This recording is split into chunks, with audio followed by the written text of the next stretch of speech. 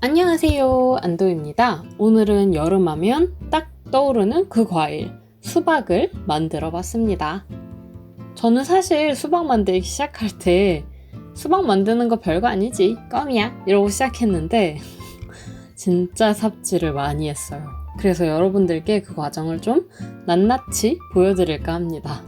그러면 만들기 하러 가볼까요?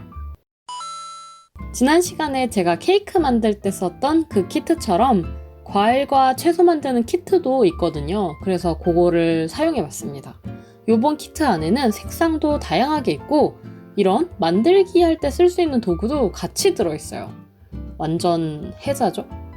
저는 수박을 만들어 볼 거라서 빨간색과 흰색을 사용해서 색을 만들어 줬습니다. 좀 바리에이션을 되게 다양하게 넣어줬어요. 이게 케인이라고 해서 혹시 사탕인데 길쭉하게 만들어서 계속 똑똑똑똑똑 잘라도 똑같은 모양이 나오는 그런 사탕 본 적 있으세요? 약간 그런 것처럼 만들어서 수박을 조금 쉽게 만들어 볼 건데요. 근데 이거 만들 때 점토가 바닥에 너무 달라붙어서 과연 이 방법이 더 쉬운 게 맞을까라는 생각이 들더라고요. 그 다음에 이제 요거를 잘라줄 겁니다. 저는 자르는 방법을 좀 다양하게 생각해보다가 일단 치실로 한번 잘라봤거든요. 근데 단면이 저는 이게 망했다고 생각했어요. 그래서 너무 화가 나서 막 늘려버렸거든요. 줄넘기로 만들어버릴 거야 이러면서. 근데 다시 생각해보니까 제가 분명히 똑같은 일을 겪은 경험이 있었어요. 제가 저번에 케이크 만들기 할 때 분명히 얘기를 했었거든요. 그냥 잘랐는데 자르고 나니까 한번 쑥 자를 때마다 밑으로 너무 내려가는 거예요. 보니까 클레이를 좀 어느 정도 굳혀서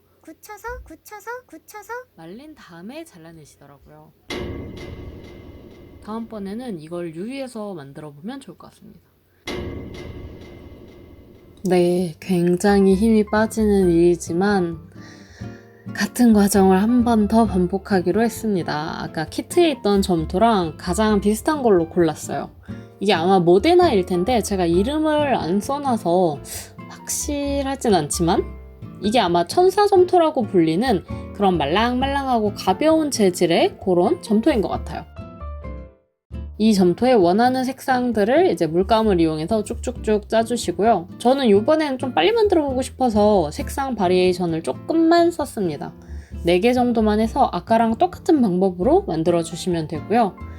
이번 거에서 조금 다른 점은 이제 냉장고에 넣어서 한 5분 정도만 굳혀줄 거예요. A few moments later. 그리고 이제 끝을 동글동글하게 말아줘야 되는데 얘가 냉장고에 갔다 와서 좀 차가워져서 그런지 마시멜로우 찢어질 때 막 깨지는 것처럼 그렇게 깨지더라고요. 그래서 제가 물이라도 좀 발라가면서 정말 살살 달래봤는데 전혀 먹히지가 않았어요. 그래도 다행히 잘랐을 때 단면은 아까보다는 좀 괜찮은 수준이긴 했는데 영 너무 마음에 안 드는 거예요.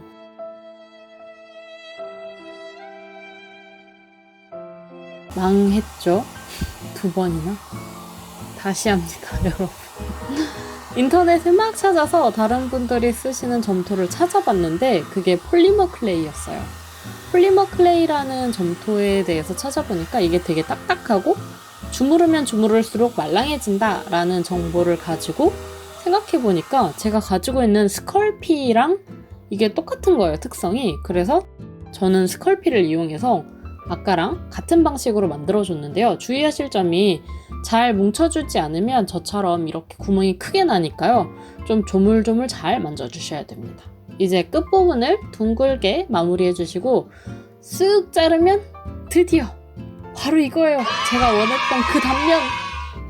다른 분들은 정말 쉽게 하시던데 이게 수박을 만들 때는요, 가로로 잘랐는지 세로로 잘랐는지에 따라서 단면 모양이 조금씩 달라져요. 그래서 그거를 사진을 참고하시면서 만드시면 좋을 것 같아요. 통수박도 이제 만들어 볼게요. 통수박은 앞뒤로 이렇게 잘 오므려주면 되겠죠? 간단! 130도에서 10분 정도 구워줬는데요. 제가 생각했을 때는 이 온도가 좀 낮은 것 같아요. 스컬피에게는. 자를 때 보니까 되게 으스러지고 부스러기가 막 후두둑 떨어졌어요. 그래서 제가 생각도 없이 그냥 한 번에 다 구워버려서 어쩔 수 없이 칼로 좀 마무리 정리를 해줬고요. 그리고 나서는 조금 더 만들어서 그 다음번에는 170도에서 구웠어요. 바로 요건데요. 170도에서 구운 스컬피는 바스러지지 않더라고요. 그래서 제가 생각했을 때 제가 가지고 있는 스컬피는 고온에서 굽는 게 좀 더 맞는 것 같았어요. 물론 이거는 자기가 갖고 있는 오븐의 성능이라든지 아니면 클레이에 따라서 달라지는 부분이니까 해보면서 맞추시는 게 가장 좋겠죠? 이제 색칠을 해줄게요. 수박의 빨간 부분을 만들어줄 건데요. 저는 처음에 그냥 무작정 좀 빨간 색깔이겠지 하고 빨간색으로 칠했는데 실제 수박은 좀 주황색에 더 가깝더라고요. 그래서 그런 색상들을 사용해줬고, 그리고 사실 저는 이거 칠하면서 진짜 많이 느낀 건데 이렇게 수채화로 다 칠할 거면 이때까지 나는 뭘 위해서 요새 수박 진짜 맛있어요. 수박 드셔보셨어요? 이게 고원 수박이라고 해서 그 지역이 수박으로 유명하다고 하시더라고요. 고원은 전주하고 대구 사이에 있습니다. 여러분들도 한번 다음에 수박 싸드실 때 참고해보세요. 이제 뒷면을 색칠해 줄 건데요. 이게 처음에는 색깔이 좀 잘 안 먹는 것 같아도 칠하다 보면 충분히 색이 잘 들어가니까요. 걱정하지 마시고 너무 균일하지 않게 좀 얼룩덜룩하게 칠해주세요. 이 줄무늬를 그릴 때는요, 손 가는 대로 좀 편안하게 그렸는데 제일 중요한 건 사실 가로선으로 그릴 건지 세로선으로 그릴 건지 하는 그게 제일 중요한 것 같아요. 그러니까 그거에 따라서 씨 모양이나 단면 모양도 달라지고 하니까요. 그림을 그릴 때 내가 이 수박을 어떤 형태로 잘랐을까 하는 걸 좀 미리 계획을 세우시고 하시면 좋을 것 같습니다. 수박씨 같은 경우는 저는 하나하나 그냥 그려줬어요. 다른 분들은 잘라서 만들어서 붙이시던데 물론 그게 더 리얼하겠지만 전 귀찮으니까요. 요거 해주실 때 흰 색깔 씨도 그려주시면 조금 더 리얼합니다. 조각조각 내서 조각 수박으로 만들어줄 건데요. 요 경우는 아래 테이프를 붙여서 하나로 만들어서 채색해주시면 한결 수월합니다. 마무리로는 젤레이를 발라서 반짝반짝하게 만들어줄게요. 이렇게 하면 수박 만들기는 완성입니다. 요 조각 수박이 진짜 너무너무 귀여워요.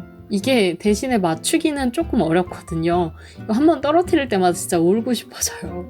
이게 뒤에 보면 무늬가 있는데 이걸 보면서 퍼즐처럼 맞춰줘야 하는데요. 생각보다 어려워요.